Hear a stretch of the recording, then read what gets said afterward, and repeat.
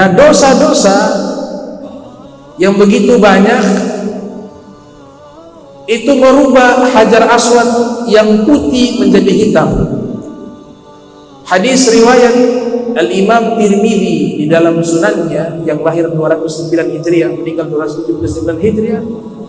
Nabi SAW bersabda, nazala Adam wa ma'ahul hajarul aswad. Nabi Adam turun ke dunia bersama Hajar Aswad minal jannati, dari surga. Wa huwa asyaddu bayadan minal laban, dan Hajar Aswad itu warnanya putih, lebih putih dari susu. Fasawaddathu khatoya bani Adam. Namun dosa-dosa manusia yang membuat ia berubah menjadi hitam. Di dalam kitab Al-Mawa'izul Usfuriyah dinukilkan satu riwayat, kita kalau mengalami satu penyakit atau sakit apapun, la syakwata fi, yang penting tidak mengeluh. Makna mengeluh di sini protes kepada Allah. Ya Allah, kenapa saya begini? Kalau hanya sekedar ada yang bertanya bagaimana ini sakit, ya Allah saya punya badan tidak enak, itu tidak masuk. Tapi yang maksudnya mengeluh di sini, yang diharamkan ketika ditimpa musibah dan penyakit, dia memprotes Allah. Ya Allah, kenapa engkau kirimkan saya penyakit? Ya Allah, kenapa begitu? Itu yang haram. Nah, ternyata di balik penyakit ada rahmat dari Allah. Rahmat yang pertama, orang yang sakit disebutkan dalam hadis, siapa yang demam sehari semalam menghapus dosa-dosa kecil 1 tahun jika dia tidak protes kepada Allah. Sehingga dikisahkan ada seorang hamba sakit, Allah perintahkan malaikat, wahai malaikat, saya telah takdirkan fulan bin fulan sakit. Sekarang kau pergi kepada dia, ambil cahaya wajahnya. Maka malaikat ini turun, laksanakan tugas, pergi kepada orang yang sakit, diambil cahaya wajah orang sakit. Makanya orang sakit wajahnya pucat. Malaikat kedua diperintahkan, wahai malaikat, pergilah kepada fulan bin fulan yang sakit, ambil quwatuhu, khudh quwatahu, khudh quwatahu, ambillah kekuatannya. Maka malaikat kedua datang menghampiri orang yang sakit, diambil kekuatannya, sehingga orang yang sakit mereka lemas, tidak punya kekuatan. Kemudian malaikat ketiga Allah perintahkan, idhab ila fulan bin fulan, khudh ladzata lisani. Wahai malaikat yang ketiga, pergilah menemui orang sakit tersebut, ambillah kelezatan lidahnya. Maka malaikat yang ketiga mengambil kelezatan lidah, sehingga orang yang sakit tidak bisa menikmati rasa dari makanan. Masih ada malaikat yang keempat, wahai malaikat, idhab ila fulan bin fulan, khudh dzunubah. Wahai malaikat, temuilah fulan bin fulan, hambaku yang sakit, ambillah dosa-dosanya. Maka malaikat keempat datang mengambil dosa-dosanya. Ketika sembuh hamba Allah Ta'ala, Allah sembuhkan, Allah perintahkan malaikat yang sama, yang telah mengambil kekuatannya, mengambil cahaya wajahnya, mengambil kelezatan lidahnya, mengambil dosanya. Allah perintahkan, wahai malaikat, irji', kembali. Ini hambaku telah aku sembuhkan, kembalikan cahaya wajahnya. Datang malaikat, kembalikan cahaya wajahnya.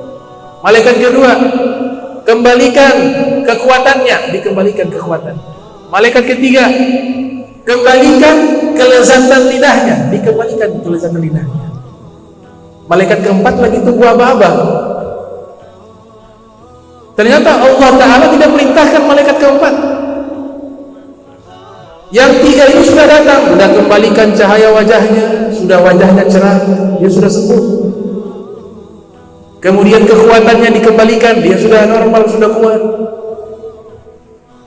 Lidah juga yang tidak enak sudah dikembalikan, sudah bisa rasa meski kayu, ikan fufu, dapu-dapu mata sudah bisa rasa.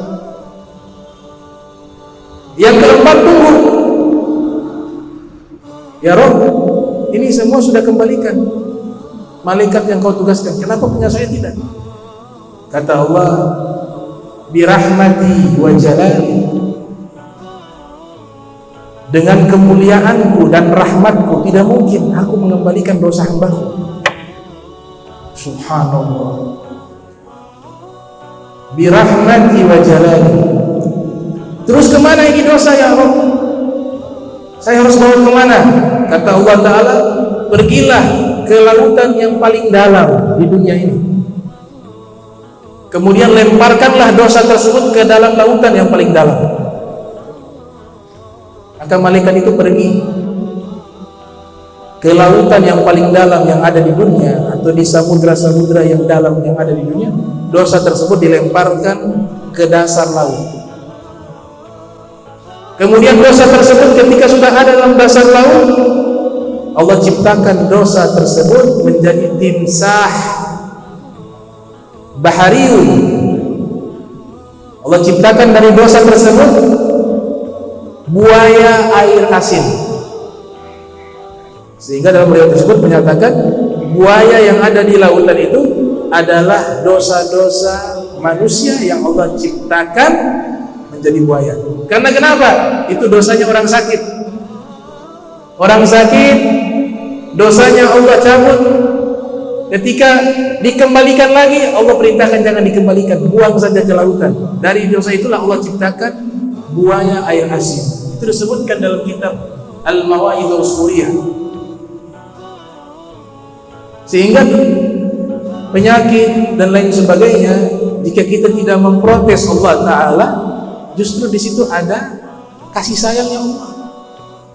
Ada satu riwayat yang sangat menyedihkan, disebutkan di dalam kitab Syarah Lubabul Hadith, Syarah Lubabil Hadith. Nanti di hari kiamat Allah datangi hamba-hambanya yang Allah sering uji di dunia. Subhanallah, Allah datang, i'tazara ilaih, Allah minta maaf, wahai hambaku, aku Allah minta maaf, minta maaf kepadamu. Ini hamba heran, ya Rob, anta Rabbi, engkau penciptaku, kenapa harus minta maaf kepadaku? Jadi ceritanya orang ini sudah di surga tempatnya, dia masuk ke dalam surga, Allah datang minta maaf, wahai hambaku, aku minta maaf kepadamu. Kata hambanya, ya Rob, engkau adalah penciptaku, kenapa harus minta maaf kepadaku? Kata Allah Ta'ala, saya minta maaf karena dahulu ketika engkau hidup di dunia, aku banyak memberikan ujian kepadamu, memberikan ujian, musibah, memberikan masalah. Maukah kau maafkan aku? Kata Allah Ta'ala. Maka ini hamba menangis, ya Allah, dengan segala kenikmatan surga yang telah kau berikan kepadaku, maka tidak perlu lagi aku memberikan maaf kepadamu. Engkau adalah Tuhanku, engkau yang punya hak dari segala sesuatu. Kata Allah, tidak, aku meminta maaf kepadamu. Maafkan tidak, saya pernah uji engkau di dunia. Maka hamba ini mengatakan, baik ya Rabb, aku maafkan. Subhanallah. Kemudian Allah Ta'ala mengatakan, wahai hambaku, engkau tahu tidak kenapa aku uji engkau di dunia? Maka hamba itu menjawab, anta a'lam, engkau yang maha tahu ya Allah. Kemudian Allah Ta'ala mengatakan, lihatlah surga ini yang sekarang kau nikmati, luar biasa ya Rabb. Apa kata Allah Ta'ala? Ini kenikmatan surga yang kau nikmati saat ini, aku tahu engkau tidak akan bisa dapat dengan ibadah, dengan sholatmu, dengan puasamu, dengan perbuatan-perbuatan amal solehmu. Itu tidak bisa mendapatkan surga yang seperti ini.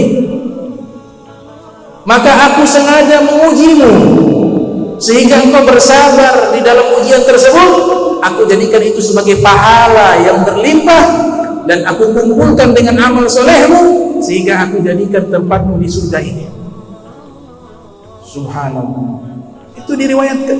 Nah, ini yang namanya Ar-Rahman Ar-Rahim, Maha Pengasih lagi Maha Penyayang. Bahkan Nabi Muhammad SAW mengatakan, Allah itu lebih sayang kepada hambanya melebihi seorang ibu menyayangi anaknya. Kata Nabi SAW,